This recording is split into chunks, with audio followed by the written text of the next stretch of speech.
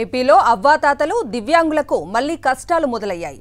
ఇంటి వద్దనే పింఛన్ అందుకోవాల్సిన వాళ్ళు ఇప్పుడు గ్రామ సచివాలయాలకు వెళ్లాల్సిందే. వాలంటీర్ వ్యవస్థపై ఈసీకి ఫిర్యాదు చేసింది టీడీపీ. దీంతో తాత్కాలికంగా వాలంటీర్ సేవలకు బ్రేకులు పడ్డాయి. ఉమ్మడి కర్నూలు జిల్లాలో 4,73,000 మంది పింఛన్ తీసుకుంటున్నారు. వీరిలో సుమారు 70% మంది అనారోగ్యంతో బాధపడుతున్నారు. అందులో 10% మంది మంచానికే పరిమితమయ్యారు. ఇలాంటి వారికి అండగా ఉన్న వాలంటీర్లపై టీడీపీ చేసిన కుట్రలపై మండిపడుతున్నారు పింఛన్దారులు. కర్నూలులో వాలంటీర్ల సమస్యలపై మరింత సమాచారం మా ప్రతినిధి మధుసూదన్ అందజేస్తారు.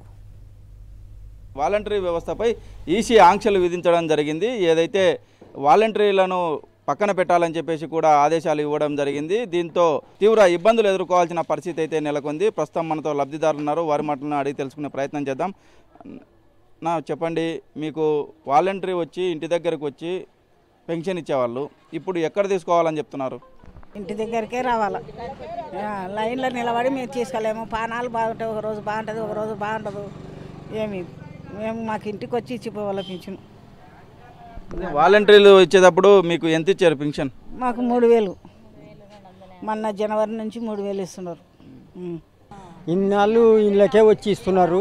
ఇప్పుడు మళ్ళీ మేము ఆఫీస్లో పోవాలంటే పోలేము. ఈయన ఇక్కడ ఇంటికాడికే వచ్చి ఇచ్చేది మేలు.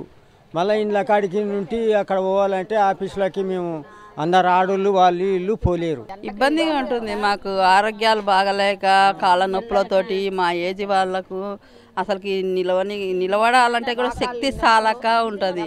ఏదో వాళ్ళు వస్తున్నారు, ఇస్తున్నారు, మాకు తీసుకుంటున్నాము. ఇబ్బంది లేకుండా వారంటీ ఉంటేనే బాగుంటుంది. మాకు మేము నడచలేము. ఆడ నిలబడతాయి ఈ ఎండల కాలం. ఇంకా మేము నిలబడలేము, చేత కాదు, ఓపిక లేదు. ఇప్పుడు ఏదో ఆయన ఇస్తున్నాడు కదా ఇంటికి వచ్చి, అట్లనే వాళ్ళు ఇచ్చిపోతాయి. కమిషన్కు ఫిర్యాదు చేశారు. వాలంటీర్లు వచ్చి పార్టీకి ఓటు వేయండి అని చెప్తారని చెప్తా ఉన్నారు. మాకు ఎవ్వరు చెప్పలేదు సార్. మాకైతే ఎవ్వరు చెప్పలేదు. ఓటు గురించే మాకు ఎవ్వరు చెప్పలేదు. ఇంతవరకు చెప్పలేదు మాకు. ఇంతవరకు అయింది. వాళ్ళు ఊక ఇస్తున్నారు, పోతున్నారు అంతే. లేదు, సచివాలయంలో ఏమి వద్దు. మాకు ఇళ్ళ కాడికి వచ్చి ఇచ్చేదే మేలు. కానీ మేమేం వాళ్ళు ఓట్లు విసియా ఎత్తారు. అసలు వస్తారు, పింఛన్ ఇస్తారు, వెళ్ళిపోతారు. 10 నిమిషాలు కూడా ఉండరు. వచ్చేది ఇచ్చేది పోయేది. ఓట్ల మాటగా మాకు ఇప్పటికొక్కరు చెప్పాల. చెప్పండి అమ్మా. మాకైతే ఒక్కరు చెప్పలేరు. మేము మాకు ఇంటికి వచ్చి ఇచ్చేదే మేలు సార్. నీకు మొత్తం మాకు ఈ జగన్ ఇటు చేసిందే మేలు. ఇదే మాకు మేలు. ఎవరు చెప్పినా, ఏ రాజకీయాల్లో చెప్పినా మాకు సంబంధం లే. మాకు ఇదే మేలు. ఇంటికి వచ్చే ఇయ్యాల అంతే. ఓట్ల గురించి మాకు సంబంధం లే. వాళ్ళు చెప్పలేదు, మేము చేయలేదు. అది మా ఇష్టం. అది ఒకటి చెప్తే చేసేవాళ్ళం కాదు. మా మనసులో కలగాలి, మేము చేయాలి. అంతేగాని వాళ్ళు చెప్పారు, వీళ్ళు చెప్పారని మేము చేయము. ఇదే మాకు మేలు. ఇంటికి వచ్చి ఇచ్చేదే మేలు. ట్యాంకుల కాడ నిలబడి దొబ్బుకొని నీళ్లు లేక అన్నం లేక 4 గంటల దాకా కూర్చునేది.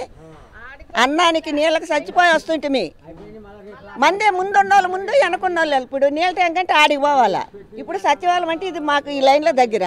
అక్కడ ఉండే వాళ్ళకి ఎంత దూరం, ఎండలు ఎట్లున్నాయి. సస్తే వాళ్ళు ఇస్తారా పింఛన్లు అయ్యి? మాకు ఇదే మేలు. మాకు ఏ వాలంటీర్లు ఓటు మాటగా చెప్పరు. ఏదన్నా ఇస్తే పేపర్ ఇస్తారు, వెళ్ళిపోతారు. ఓటు మాటగా ఇస్తారు.